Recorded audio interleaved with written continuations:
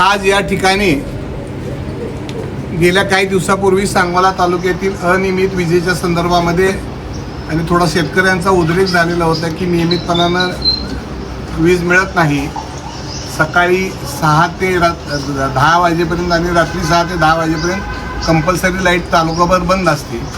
असे अनेक प्रश्न होते. त्या संदर्भामध्ये परवा या ठिकाणी माननीय बनसोडे साहेब, माननीय माने साहेब दोन्ही उपअभियंता यांना आम्ही तालुक्याच्या वतीने एक निवेदन दिलेलं होतं की हे सगळ्या गोष्टी आहेत अनियमित, हे नियमित करण्याच्या दृष्टिकोनातून आणि MSEBच्या सर्व अधिकाऱ्याचं आणि शेतकऱ्यांचं कम्युनिकेशन व्हावं आणि दोघांच्या संयमानं या तालुक्यातील विजेचे प्रश्न सुटावेत. त्या बाबतीमध्ये या ठिकाणी कार्यकारी अभियंता नुकतेच हजर झालेले आहेत. त्याचबरोबर ज्यांच्याकडे चार्ज होता ते शिंदेसाहेब या ठिकाणी आलेले आहेत. साळवे साहेब नवीन हजर झालेले आहेत, ते आलेले आहेत. आपल्या निवेदनाचा विचार करून दोन्ही कार्यकारी अभियंता या ठिकाणी उपस्थित आहेत. नवीन आलेले हातीद विभागाचे माने साहेब उपस्थित आहेत.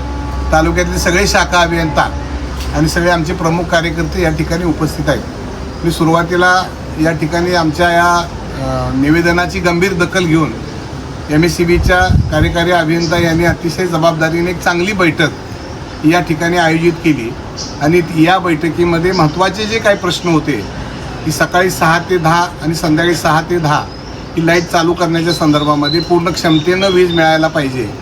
त्याचबरोबर सांगोला शहराला सुद्धा पूर्ण क्षमतेनं ग्राहकाला वीज मिळावी असे अनेक प्रश्न आपण जे निवेदनाद्वारे दिले होते ते सामोपचारानं सगळे प्रश्न भविष्यकाळामध्ये सोडवण्याच्या दृष्टिकोनातून या ठिकाणी ग्राहकाची आणि वीज अधिकाऱ्यांच्या समन्वयाची गरज आहे आणि थोडंसं लोकांनाही आणि अधिकाऱ्यांना मार्गदर्शन होणं गरजेचं आहे. त्या मिटिंगमध्ये अतिशय समाधानकारक आमची चर्चा झाली आणि येणाऱ्या 2 दिवसाच्या काळामध्ये तालुक्यातली सगळी वीज सुरळीत करण्याच्या दृष्टिकोनातून MSEBचे अधिकारी त्या ठिकाणी कार्यरत राहून चांगल्या पद्धतीनं मदत करतील आणि त्यांना ग्राहक म्हणून आपलं सहकार्य असलं पाहिजे. म्हणून ग्राहकांनी MSEBच्या अधिकाऱ्यांना आपण मदत करावी जेणेकरून सगळा वीज पुरवठा सुरळीत होईल. सकाळी 6 ते 10 आणि संध्याकाळी 6 ते 10 सुद्धा लाईट चालू राहील की जेणेकरून दूध उत्पादक शेतकऱ्यांना सुद्धा त्याचा त्रास होणार नाही. अशा पद्धतीनं समन्वयानं मार्ग निघालेला आहे. आम्ही आज या सांगोला उपविभागामध्ये त्यांचे शिष्टमंडळ या ठिकाणी ऑफिसला कार्यालयात येऊन त्यांच्या काही सूचना दिल्या होत्या. त्या सर्व सूचनांचं सविस्तर संगोपन चर्चा झाली आणि त्याच्यामध्ये काय दुरुस्ती करता येईल, जसं की ट्रान्सफॉर्मर क्षमता वाढवणे, लूज गाळा जे आहे ते सरळ करणे, काही ठिकाणी पोल उभे करणे आणि सगळ्यात महत्त्वाचं की संध्याकाळी आणि सकाळी जो काय आपला फोर्स लोड शेडिंग म्हणा किंवा अनकंट्रोल लोडच्या पुढे गेल्यामुळे जे काही वारंवार वीज पुरवठा खंडित होतो त्याच्यावर साधक बाधक आणि सखोल चर्चा झाली.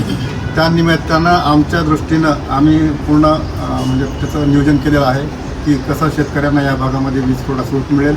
तर माझी एक या ठिकाणी सर्व शेतकरी आणि ग्राहकांना एक विनंती आहे की आपला जो टाईम आहे त्या वेळेत म्हणजे जे आपली शेती नॉन एजी फिडर आहे त्या फिडरवर फक्त लायटिंगच लोड वापरावा जेणेकरून आपली लाईट जाणार नाही.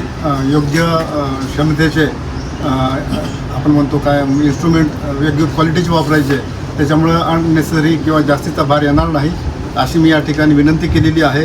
आणि एक 2-4 दिवसामध्ये जे काही या दृष्टीनं आपल्याला त्याच्यामध्ये दुरुस्ती करायची आहे, ग्रामस्थ म्हणा, ग्राहक म्हणा किंवा शाखा अभियंता म्हणा, लाईन म्हणा, याच्या सक्त सूचना शाखा अभियंता आपल्या लाईन स्टाफला दिलेल्या आहेत जेणेकरून ग्राहकाला कुठलीही अडचण येणार नाही. आणि नुसतं हेच नाही, नवीन कनेक्शन असेल, थकबाकी वसुली असेल, मेंटेनन्स असेल, फोन कॉल अटेंड करणं असेल, या सगळ्या सूचना म्हणजे सक्त सूचना सगळ्या देण्यात आल्या आहेत आणि याचं पालन काटेकोरपणे होईल अशी मी शाश्वती देतो.